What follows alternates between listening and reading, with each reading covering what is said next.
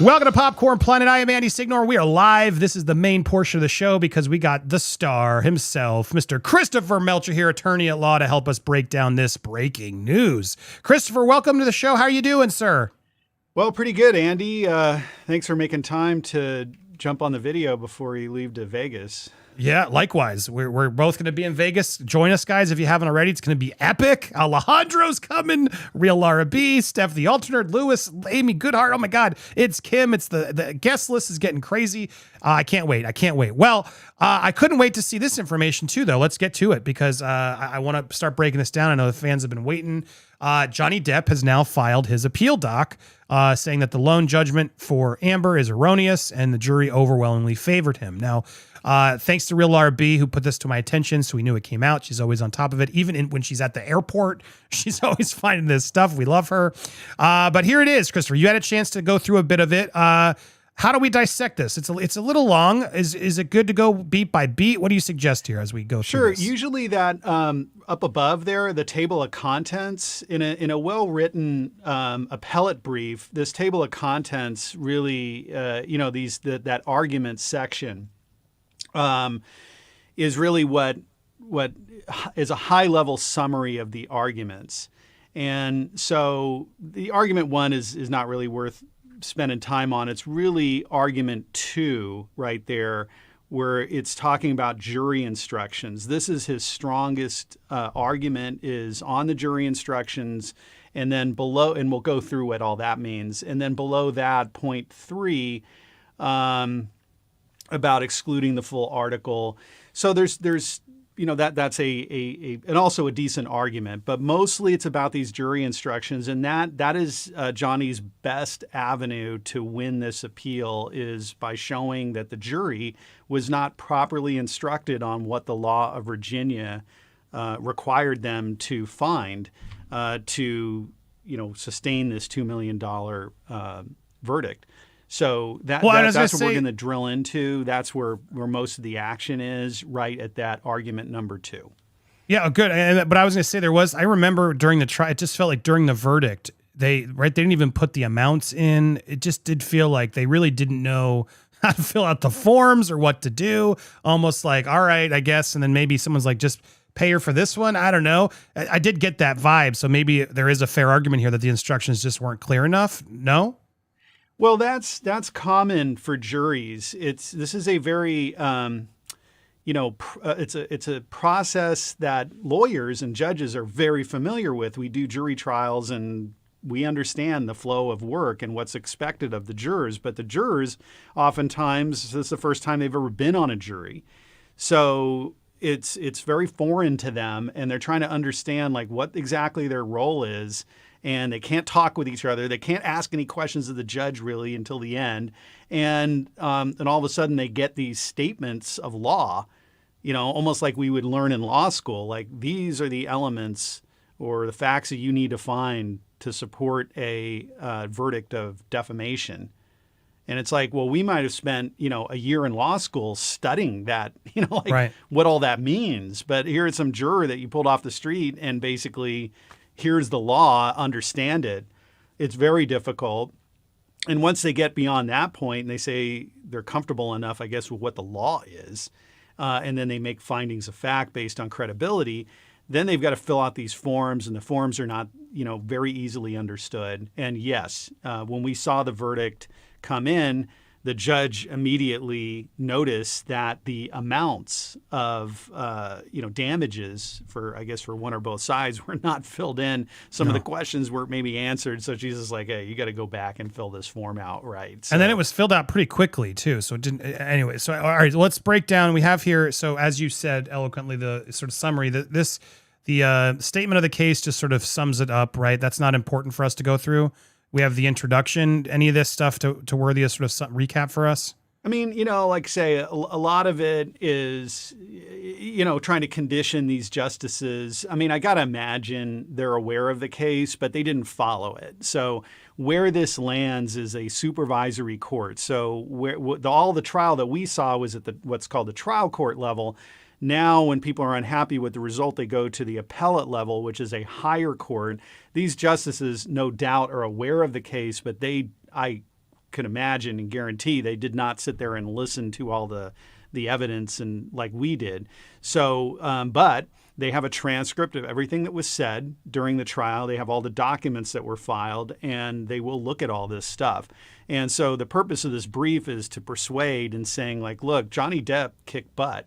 That's mostly what this is saying. You know, he won and pulled off almost the unimaginable feat of proving defamation against a public figure. In the U.S., that's almost unheard of. So they're saying, like, this guy kicked butt. And but he was tagged with this $2 million verdict on Amber's claim against him for a statement that he didn't even make. It was a statement that Adam Waldman, an attorney for Depp, made that the jury held Depp responsible for, and that there's some difficulty legally with doing that. And so he's basically trying to condition the court to saying, like, look, this jury didn't get it right. They weren't biased against me. They actually liked me because they gave me 10 over, actually, a lot of punitive damages that were reduced against Amber. So they really hated Amber. And the reason why this jury made this mistake is that the judge failed to properly instruct the jury on what their duties were under the law. And so it's a good argument because he's not saying, look, this is a bad bunch of jurors, or these are dumb jurors, or that they had it out against me. He's not saying that at all. He's saying these jurors were smart and they like me. They just were not properly told by the judge what the legal standard was to hold Johnny Depp legally responsible for a statement that he did not make. Right. So that's this first argument here, our statement of facts. Before we even get there, talking about I guess it's sort of setting up. This is what the Waldman statements are. We know all that. We've been through that. Evidence relating to the Waldman statements at trial. She presented no evidence at the trial that Mr. Depp was personally involved in directing or making any of these three Waldman statements. Depp testified that he'd never even seen the Waldman statements prior to the filing of the counterclaim. It also talks about he was an independent contractor and things, sort of all this out there. But what's interesting is they still don't, I mean, I guess they can't argue, well, Josh Drew said this, like this point, because they didn't put that evidence in, that's a lost cause, correct? Even though the fact that these statements in theory might be true, which we know they are, they can't re-argue that now. Now it's just about the jury didn't have the proper information, or this person shouldn't even been there in the first place. Yeah, that's right. So an appeal is limited to the testimony by witnesses or the documents that were received in court. And so it's just like when you go to a movie, you only see what the director and everyone decided to put on that screen. And any action that happened outside of that screen, you don't get to see. So an appeal is the same way, that the appellate justices who will decide this case must decide it strictly on the evidence and testimony that was presented at this trial. They can't receive new evidence. Now, there is an exception when, if Johnny Depp had proposed to put on a particular witness to testify as to some facts, or said, hey, judge, I want to show this document to the jury, and the judge said no, then the Court of Appeal can rule on whether that was a correct ruling. But we have seen that Adam Waldman apparently, had some information upon which he based these statements that he made to the press. Not all of that, or really none of it, was presented through Adam Waldman. And those were tactical decisions by Johnny Depp's attorney not to call Adam Waldman as a witness, to testify as to number one, whether he was instructed by Johnny Depp to make any of these statements. That's a key point. And number two, what basis, in fact, that Adam Waldman had to make the statements. Those are the 2 points that they're driving at, and the two best points that they're driving at on this appeal. So we got to, again, step back. Number one is Johnny Depp didn't say anything about Amber Heard. It was Adam Waldman who made the statements. And so why is Johnny Depp being held responsible for Adam Waldman's statements? Adam Waldman was not even sued in this case. Right. And so the jury was instructed that Johnny Depp can be held responsible for Adam Waldman's statements if Adam Waldman was acting as his agent. And if he either had express or implied authority to make the statements. So that's all the jury was told about the law. You know, the saying is, hey, jurors, Johnny didn't make the statement, Adam did, but you can hold Johnny responsible for damages if Waldman was acting as an agent for Johnny when he made the statements, and Johnny had given his express or implied authority to Waldman to make these statements. So that's what the jury had to find.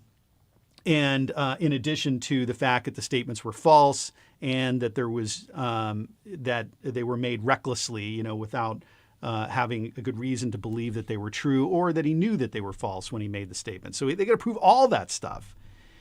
Now, we saw at the trial, Adam Waldman had been deposed, meaning a statement was taken under oath and, you know, by Zoom pre-trial. And yeah. Adam Waldman essentially refused to answer any questions based on attorney-client privilege. I accept the instruction. Very robotic, yes. And that was proper, you know, unless Johnny waived the privilege. An attorney, you can't talk about your former client. It's just pretty much off limits. So that was proper. It was, I think, totally wrong for the jury to hear Adam Waldman properly invoke the attorney-client privilege. He was obligated under law to do that. The jury should have never saw that video because he wasn't saying anything. He wasn't saying these are the facts. He was saying, I can't tell you the facts. So that was prejudicial to the jury to see that. I don't know how that got passed, if Johnny's lawyers failed to object or if they did object and it was overruled. But eventually, I think the jury was instructed, hey, you remember you saw 20 minutes of Adam Waldman refusing to answer questions? You can disregard that. So She fixed it after the fact, but it was like, when I was watching, it's like, well, they should have never been seeing this to begin with because it's prejudicial. It makes it look like you're hiding something when you have a legal right to say, I cannot answer that question. But for whatever reason, Johnny's team decided not to call Adam Waldman to explain any of this, instead go with the hope that Amber would fail to provide enough evidence to convince the jury that Adam was acting as the agent and had either express or implied authority by Johnny to make these statements, and that the statements were false, and that Waldman's had a reckless disregard for the truth of those statements, or knew that they were false when he made them. They were hoping like, hey, she's got to prove that. She can't prove it, so we're not putting on any evidence, essentially, of this issue. And they took a gamble and they lost $2 million. So that's kind of the setup for where we are and how this happened. Again, you know, we could point fingers, but that's how it went down. All right, so going through and just sort of glossing through argument one, just so we've gone through this doc. Trial erred in denying Mr. Depp's motion for summary judgment and motion to strike the evidence. And then they go into the fact that in this sort of opening one shot, he was an independent contractor, summing it up, as well as the fact that she presented no evidence is the next one, right? Well, it's a long one. She presented no evidence of Mr. Waldman's actual malice. Which they never did. And then that's interesting. Just because they don't do that, can the jury be wrong? And a judge can say, yeah, the jury didn't really understand and clearly was biased in this context. The Waldman statements are not actionable. You're saying none of this is as effective as part two, but can you summarize sort of these arguments? Is there anything here you think is valuable? Yeah. So they're saying the same thing, but there's two ways that this came up. So pre-trial, Johnny tried to knock out Amber's claim through this, what's called a motion for summary judgment, meaning Amber has not presented enough facts to even get this to a jury. And so this is argument one. He's saying that the judge should have tossed it out even before trial. Now, I don't buy that, because the standard for a motion for summary judgment, it's very, very difficult to have a case tossed out. You know, there's a strong preference for people to be able to put on their claim at trial on the merits and not get bounced early on. So I don't think that there's any chance that he's going to convince the appellate court that There was just no evidence whatsoever to support Amber's claim such that it should not even been presented to the jury. That's essentially what he's arguing here. No chance of that happening on appeal or succeeding on appeal. But the arguments that he made pre-trial are the same ones that he made really during trial. Adam was an independent contractor. He wasn't being controlled by Johnny. Johnny didn't tell him, to make all these statements, or at least that's what they want the jury to infer. And that, basically Adam Waldman was just run amok. He did this on his own. He wasn't authorized to do this, is essentially what they're arguing. Right. And that, and even if the statements were false, there's one statement that the jury found false. Even if that's true, there was no what we call actual malice. Now, that doesn't mean evil state of mind, okay? It's an unfortunate term that they're using, malice. But that's the legal terminology, which really means he knew it was false or he acted in a reckless disregard for the truth. And so Johnny's saying, look, where's the evidence of that? And so where we come down on this is that, or where the jury must have come down on it, if they really understood what was happening, is Amber put on evidence. So it was Amber's case. She has the burden of proof. Amber put on evidence saying, I did not stage this apartment. My friends did not stage this apartment to make it look like there was a fight to get Johnny in trouble. That was the statement that Adam Waldman had made to the media, that she had, or her friends had, spilled some wine and staged a fight to make it look like there was DV happening there. And, a hoax. Yep. And that was found to be false by the jury. And so Amber and I think her friends testified, we did not stage any scene. And therefore the statement that was made about Amber is false. And she basically just sat down right there and and saying, hey, this statement came from Johnny's lawyer. So that's her case. She sat down.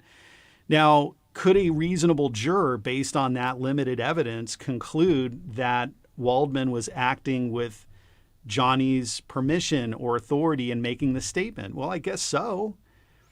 I mean, if you hire a lawyer and your lawyer is going out there talking for you and you're not going and correcting it, a reasonable person would assume that your lawyer had your permission to make those statements for you because it's your lawyer and you never came out and fired the lawyer. You never came out and said, whoa, I got to set the record straight. My lawyer said some stuff. I don't agree with what my lawyer said. So I think that a reasonable juror could conclude that Adam Waldman was acting with Johnny's express or implied authority in making statements to the media because there was no counter evidence. So, right. So it's very, very, it's difficult. And again, that was a strategic decision that Johnny's team made not to call Waldman because they could have put Waldman on the stand and said, Waldman, I want to take you back in time to when you made this statement to the press about staging the incident. Yes, do you recall that? Yes, I do recall that. Why'd you think that, or even all that stuff, well, right? I think first on the agency, did Johnny Depp instruct you expressly to make that statement? No.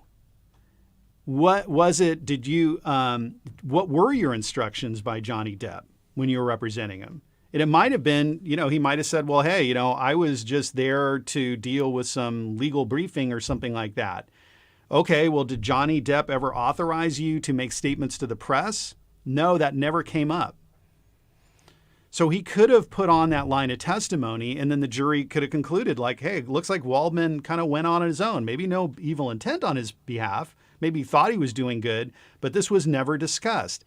And what they're getting at here, and again, they don't go as far to like basically call Waldman out and throw him under the bus and back him over, but it's kind of getting close to that. That's impliedly what Johnny's team is now arguing. Because they're saying he's an independent contractor. He wasn't authorized to do this. So think about it this way. You buy a house, you want to put a pool in the backyard, you hire a contractor to build a pool. And then all of a sudden now the contractor has totally demolished your house and torn it down while somebody's inside and gets hurt. And now they sue you because your independent contractor just tore down this house, maybe the next door neighbor's house, tore it down, hurt somebody. And you would be coming in and saying, well, whoa, yeah, I hired the person to build a pool. If something happened during the construction of that pool, so I'm responsible for it, but I didn't ask him to tear down my neighbor's house. So that's what Johnny's claiming here. I hired the guy to do one thing and he did something else. There's no proof that I hired him to give statements to the press about Amber Heard, and therefore I shouldn't be responsible for it. Well, Johnny's legal team at this trial in Virginia never called Adam Waldman to put on a statement about what his actual authority was. So what was the jury supposed to conclude? Yeah. It's so many questions I have because, again, they had time. I don't understand. Like, it does seem like they're throwing Waldman on the bus. Were they worried Waldman would play along? I would think he would. He's allegiant to Johnny.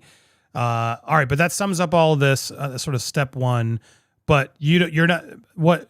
Not like it's a bad argument, but you're saying number two here, which we're getting to. Sorry, it's a lot to scroll through. Yep. Number two, the court erred in denying Mr. Depp's proposed jury instruction.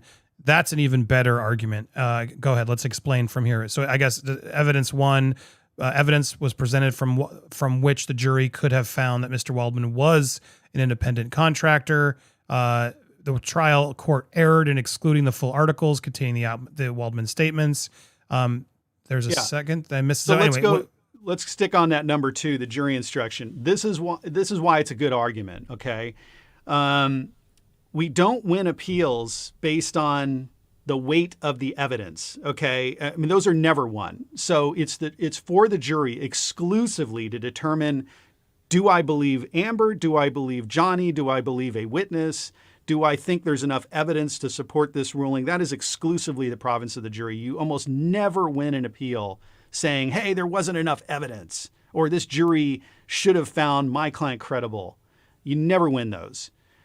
What you do win on is legal instructions to the jury, because the judge has an obligation to accurately instruct the jury as to the law. And those are the rules by which the jury has to decide this case. And if they were given the wrong rule, well, of course, the decision then is wrong. So these are the best ways to win an appeal. So this is why I like this argument. And what they're saying is that, Adam Waldman is not a full-time employee. When you hire a lawyer, you generally hire them per project, by hour. They're not full-time, like general counsel, part of your payroll. And there's a difference there, because if you have an employee, you're more responsible for an employee's conduct than you are for an independent contractor. Like that pool example, you hire the contractor to do a very specific project. You're not responsible for stuff that they did on other things that you didn't authorize them to do. So they're making a big deal about this. And so here's the instruction that was given. It was instruction G, and that the judge did give. Now, Johnny's brief doesn't go into what instructions were given. They kind of talk about what wasn't given. But what the judge told the jury is that you can find Johnny Depp responsible, and this is at page 10 of this document, Andy. G, go back up. Okay, so this is the actual piece of paper that the jury was given, the instructions. It says you can find for Amber Heard on her claim for defamation against Johnny Depp if you prove these 5 elements. Number 1, Adam, while acting as an agent for Johnny, made the statement about staging the apartment. Yeah, the argument is well, just not to interrupt, but was he an agent for Johnny was what we're arguing, and the instructions say he is an agent for Johnny. Isn't that already a problem? Well, so this is interesting. Like, everyone can read all this in different ways. It's interesting, your take on it. My take on it is what they're saying is, if you find that Adam was acting, if you find that Adam, while acting as an agent for Depp, okay? And there's other instructions that I think on balance make it clear that she has to prove that Adam was acting, and we'll get into those. But I think the way I'm reading this is, they have to find that Adam was acting as an agent for Johnny when this statement was made. Number 2, that the statement was about Amber. Number 3, that that somebody read this statement or saw the statement. Number 4, that the statement was false. And number 5, that the statement was made with actual malice, which another instruction defines as knowing that it was false or acting with reckless disregard for the truth. Okay, so that's number G. If you then go to page 19, it's instruction TT, now we define what an agent is. So there you go. So the jury then also got this piece of paper saying that an agent is a person who acts under the power of the principal, Johnny, to control the means and method of performing the work. So this is saying that they have to find that Adam Waldman was acting under a power or right of Johnny Depp to control Adam's means or method of performing legal services. So that's key. And if the jury understood this, to saying like it's not just the fact that the guy was the lawyer for Johnny, it's that Johnny had a right to control the way that Adam performed legal services. And right there, no. I mean, it's like you have a right as a client. Like, a clients tell me, like, hey, Chris, I want to settle this case. Go settle it. Hey, Chris, this is going to trial. I want you to get me off this thing. Okay? I, as the lawyer, decide what witnesses I'm going to call, what arguments I'm going to make, what documents I'm going to show, the sequence of things, all the games that I'm going to do or not do. I decide those. I decide tactics. The client decides the objectives. So the judge did give the instruction, essentially, that Johnny's complaining. That Johnny had instruction 22, basically trying to put a little bit more meat to the bone. But the judge did give this instruction about Amber has to prove that Johnny was in control of the means and methods for Adam to perform his legal services. She definitely didn't do that. It's really up to the lawyers to argue this. So, I mean, it's like, who's going to understand this? Nobody's going to understand this as a lay juror. But it's up to the lawyers to explain it. And so, in closing argument, the lawyer has the opportunity to say, jurors, look at Exhibit TT. This is what it means. You have to find not just that Adam was the lawyer for Johnny, but Johnny actually was controlling the means and methods, the tactics that Adam was using. What evidence have you heard to support that conclusion? None. So therefore, you have to conclude, based on this instruction of law, that Amber Heard has not met her burden of proof. So that's how it's supposed to work. And you're right. That didn't happen. But so if the jury just was instructed improperly or, didn't go the right way, that is what this appeal is. These judges can then override the verdict and make the judgment, or does that then open up a can? Well, we have to try that version, try that portion again. How would it work? Well, so they have to, so the criticism that I have for the brief that Johnny's team filed is they talk about the instruction that should have been given on independent contractors, saying that, hey, an independent contractor kind of does their own thing based on the objectives of the principal. Fine. But they don't talk about the instructions that were given and why those instructions that were given, the ones that we're looking at right now, aren't sufficient. They totally failed to do that. So they must realize it's a weakness in their case, and they just decided not to address it. Because for the appellate justices to really understand this, and it's obvious to them, they're going to ask the same question that I did. It's like, okay, you asked for instruction 22 on what an independent contractor is. You didn't get that. Well, but what instructions did the jury get? And why aren't those basically sufficient? It's just different wording of the same concept.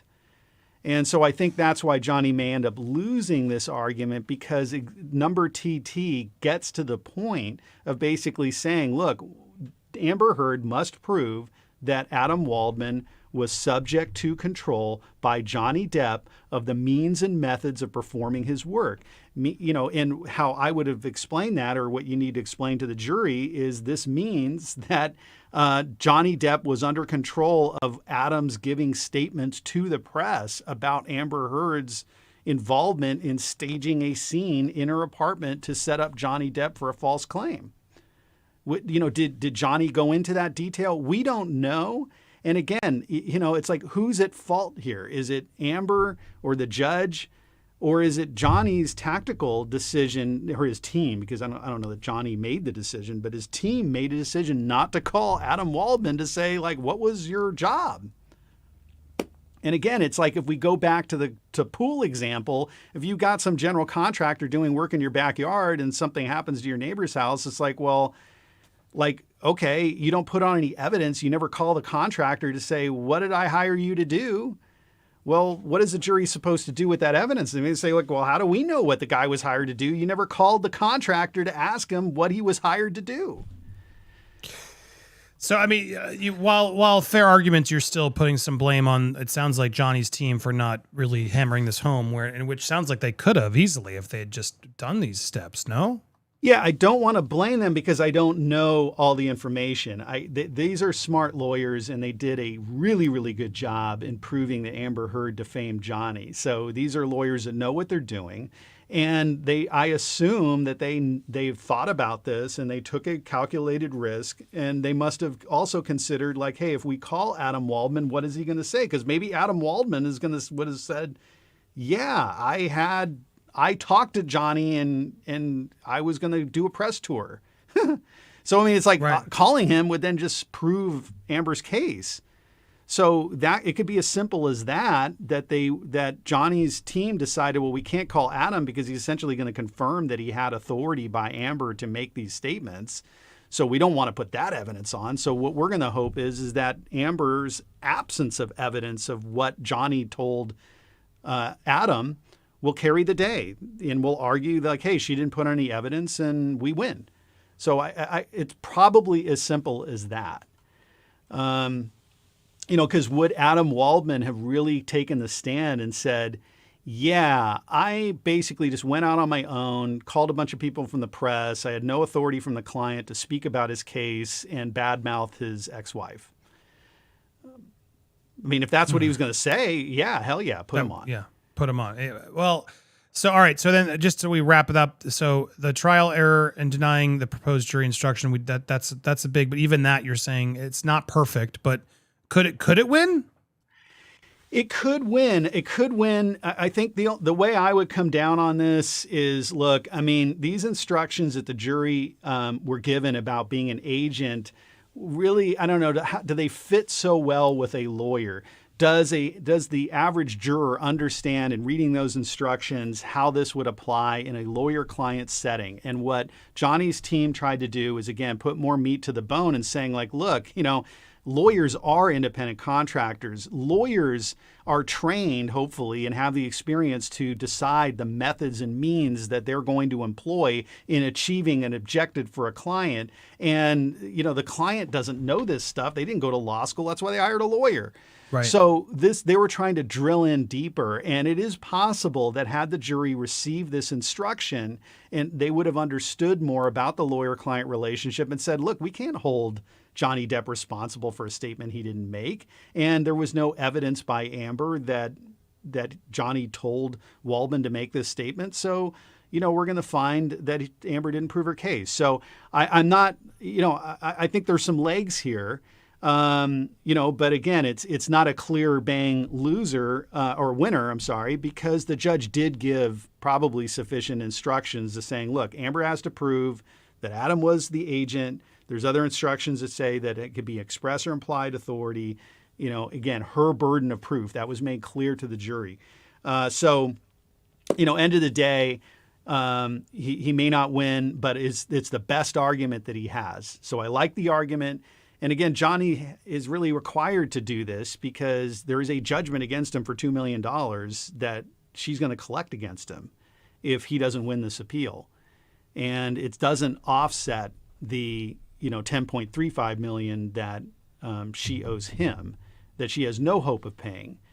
She's not even in the United States, according to her, anymore. So this is why he's doing it. It's purely defensive. He wanted to offset it. He made the proposal, before the verdict of the judgment was entered, saying, hey, judge, just enter it as 8.35 IOU, Amber to Johnny.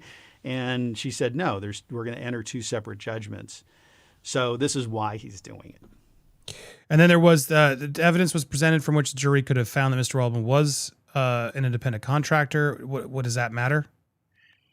Well, that's this is the thing is that what they're saying is that the guy was an independent contractor. There was evidence that he was hired for discrete legal services, and that had this instruction been given, that it would have convinced the jury. And again, that all goes back to the same argument. I think it's now we move on to number 3, which is the redactions of. They didn't include statement. the full article. Is that a fair reason? The unredacted articles provided necessary context. I mean, it could, no?